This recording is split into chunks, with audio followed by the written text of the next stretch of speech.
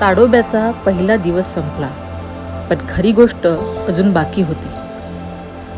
दुसऱ्या दिवशी आम्ही निघालो एका अशा प्रवासासाठी जिथे जंगलाची शांतता, बुद्धभूमीचं प्रसन्न वातावरण आणि काही अनपेक्षित क्षण आमची वाट पाहत होते. या दिवशी आम्ही काय पाहिलं, काय अनुभवलं? चला तर मग ताडोबा प्रवासाचा डे 2 सुरू करूया. ताडोबामधला हा आमचा दुसरा दिवस. कालचा दिवस संग्रामगिरीच्या प्रवासात गेला होता.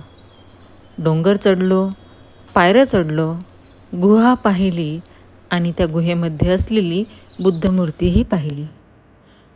पण काल ज्या संग्रामगिरीवर आपण फिरलो होतो, आज सकाळी पुन्हा त्याच संग्रामगिरीच्या आसपासच्या जंगलात आम्ही निघालो होतो. सकाळची वेळ होती.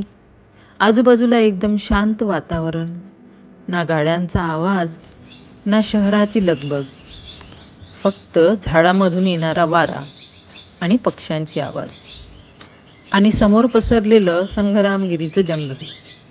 मग काय, कॅमेरा घेतला आणि म्हटलं चला आज सकाळचं जंगल थोडं जवळून पाहूया. सकाळच्या वेळेला जंगलाचं रूप वेगळं दिसतं. सूर्य नुकताच वर येत होता. झाडामधून त्याचा प्रकाश खाली पडत होता आणि आपण त्या पायवटेवरून चालत होतो. इथे चालताना एक गोष्ट मला खूप जाणवली. आपण शहरात असताना कायम कुठेतरी पोहोचायची घाई करत असतो, पण जंगलात इथे थोडं हळू चालावंसं वाटतं. आजूबाजूला बघावंसं वाटतं. कुठला पक्षी आवाज करतोय, कुठून वारा येतोय, जमिनीवर काय आहे, हे सगळं नकळत लक्षात येतं. आणि खरं सांगायचं तर अशा वेळी कॅमेऱ्यापेक्षा डोळ्यांनी सगळं पाहावंसं वाटतं. आम्ही थोडं पुढे चालत गेलो. आजूबाजूला मोकळं जंगल होतं. कुठे झाड, कुठे गवत आणि मध्येच एखादी छोटीशी पायवाट. ताडोबा म्हटलं की आपल्या डोक्यात लगेच वाघ येतो. पण प्रत्येक वेळी जंगलात वाघ किंवा एखादा मोठा वन्यजीव दिसायलाच हवा असं नाही. कधी कधी फक्त जंगलात शांतपणे चालणंही पुरेसं असतं, कारण त्या शांततेत आपल्याला निसर्गाचा खरा आवाज ऐकू येतो. आणि कदाचित म्हणूनच जंगलातला प्रत्येक दिवस थोडा वेगळा वाटतो. पुढे चालत गेल्यावर पायवाट थोडी आत जंगलाच्या दिशेने जात होती. आजूबाजूला कुठे मोकळी जमीन, कुठे दाट झाडी आणि मध्ये ही छोटीशी वाट.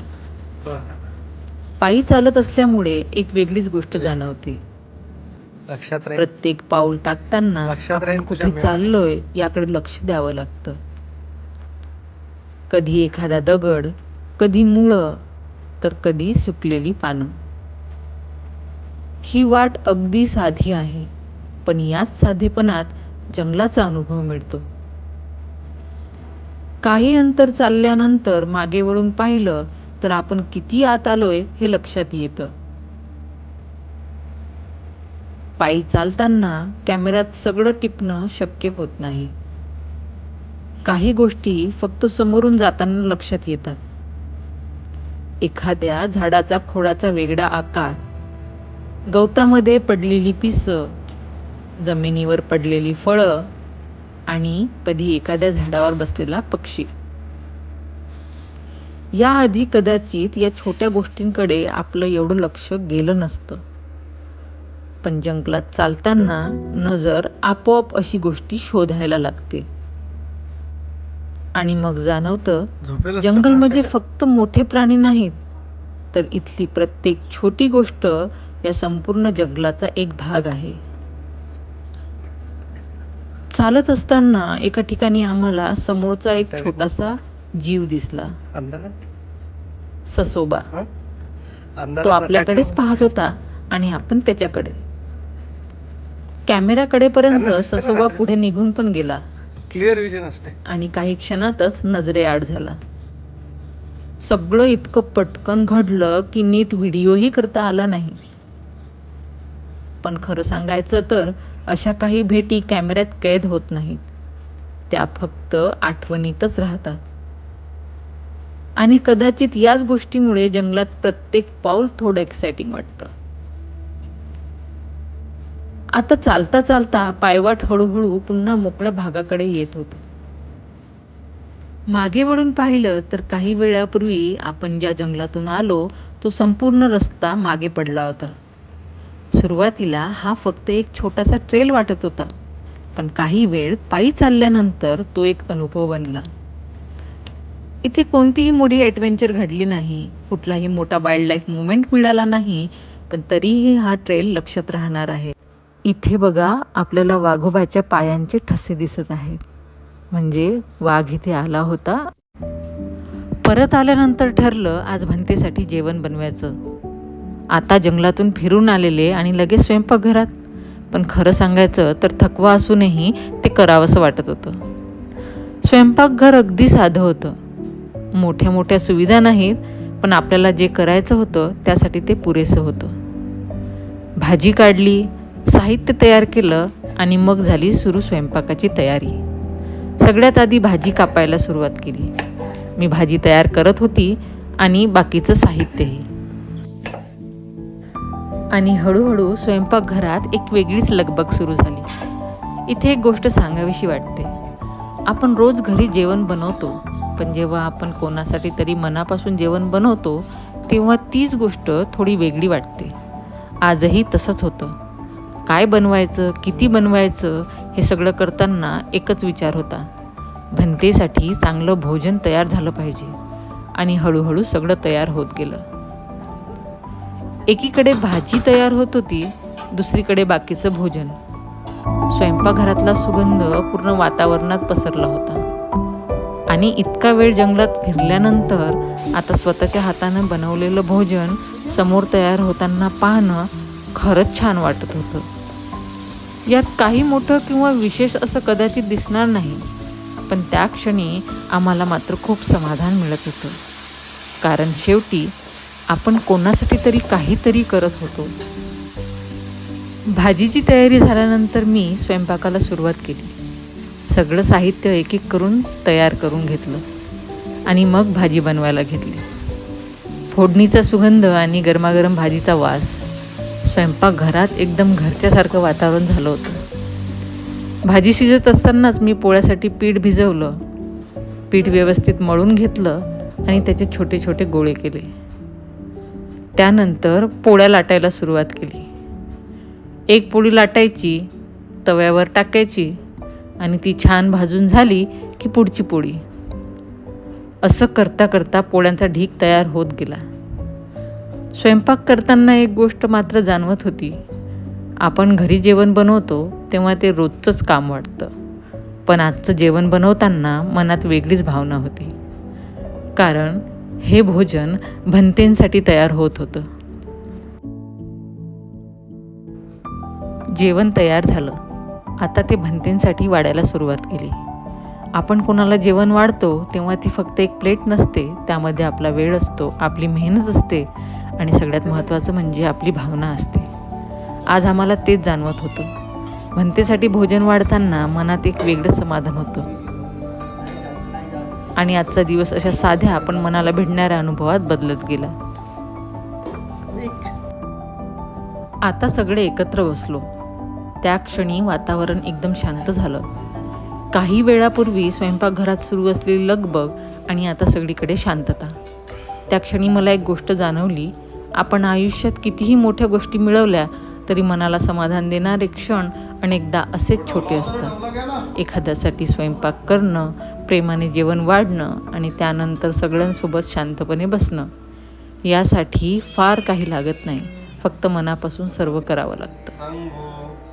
भोजनम उपनामितम अनुकंपा अधिवासेतु नो बनते संगो भोजनम उपनामितम अनुकंपा उपादायक पटिगनादो उत्तम बनते जी हमारे दिए हुए भोजन को आप स्वीकार कीजिए और बुद्ध धम्म संघ के बल से हमारे घर में सुख शांति समृद्धि बनी रहे.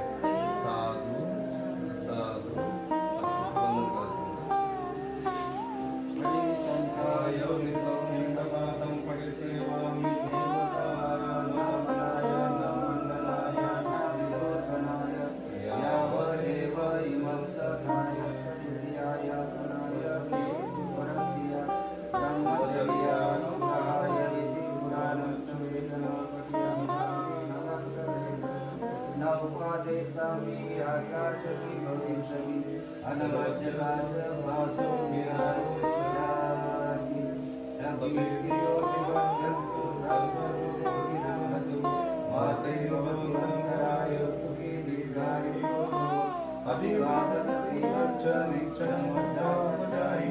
चत्तारो धम्मा वर्धन्ति आयुर्मन्नो सुखं।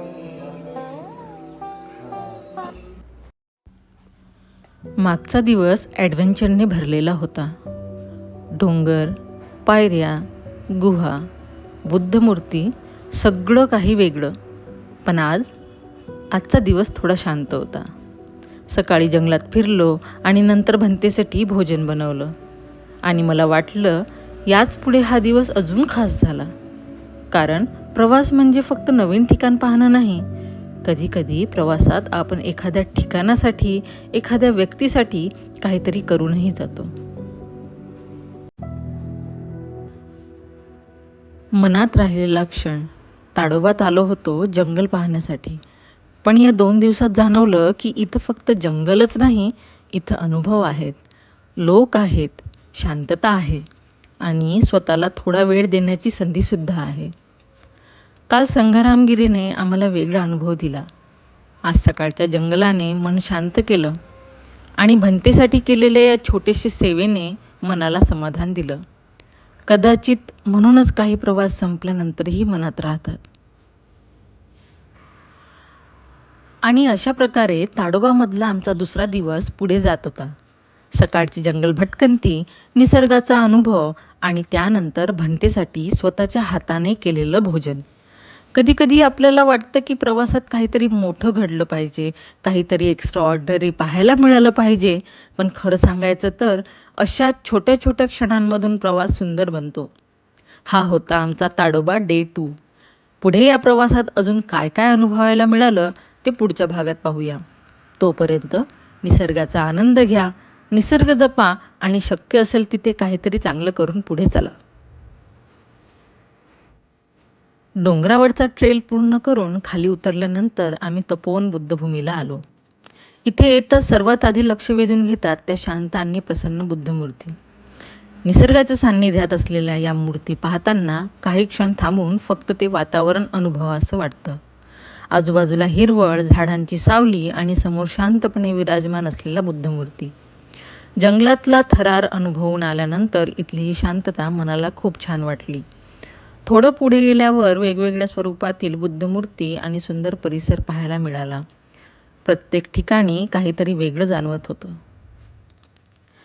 या प्रवासात ताडोब्याचं जंगल पाहिलं, पायवाटेवर चाललो, निसर्ग जवळून अनुभवला आणि शेवटी अशा शांत वातावरणात काही वेळ घालवता आला. खरं सांगायचं तर हा प्रवास फक्त फिरण्यासाठी नव्हता. यामध्ये निसर्ग होता, इतिहास होता, श्रद्धा होती आणि सगळ्यात महत्त्वाचं म्हणजे काही सुंदर आठवणी होत्या. त्यानंतर आम्ही आत गेलो. आतलं वातावरण आणखीच शांत आणि प्रसन्न होतं. समोर बुद्धमूर्ती, आजूबाजूने केलेली सुंदर सजावट आणि फुलांना सजवलेलं हे ठिकाण. काही क्षण तिथे शांतपणे उभं राहून सगळं पाहत राहिलो.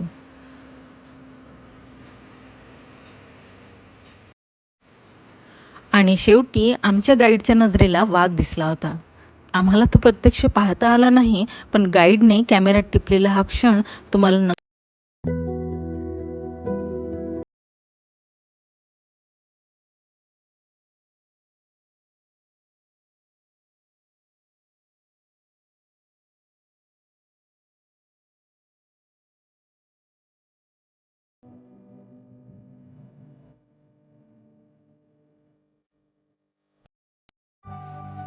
तर मित्रांनो, ताडोब्याच्या या प्रवासाचा हा भाग इथे संपवतो.